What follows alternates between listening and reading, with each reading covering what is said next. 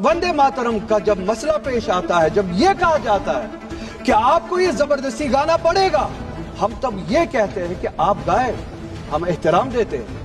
National song है, हम उसका भी एहतराम करते हैं, उसमें दो राय नहीं है।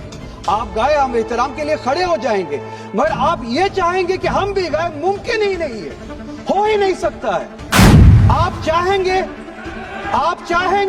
आप गाइए, आप बोलिए नेशनल सॉन्ग है, आप बोलिए नेशनल सॉन्ग है, कोई दो राय उसमें नहीं है, मगर हम पे थोपिए मत। कॉन्स्टिट्यूशन इस चीज की हमें आजादी देता है, और आप खुद कहते हैं कि वंदे मातरम गाने की ईजाद ही आजादी के लिए हुआ बेशक हो। आजादी किस चीज के लिए?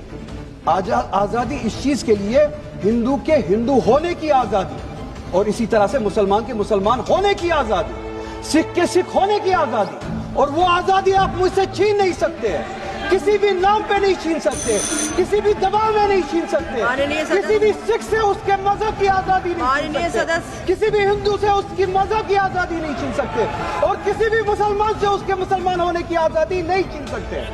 कोई भी दबाव मुझे मजबूर नहीं कर सकता है। आप गाइए और हमें वो आजादी दे दीजिए। ये मजहबी आजादी मुझे आपसे दूर नहीं करता।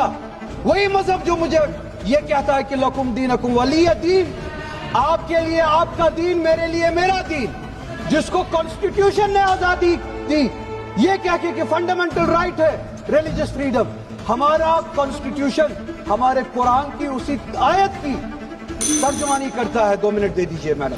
बात जबरदस्ती की है, बात किसी और चीज की नहीं है। और ये डिबेट, मुझे पता है ज्यादा वक्त नहीं मिलेगा, बस 1 मिनट में पूरा कर रहा हूं।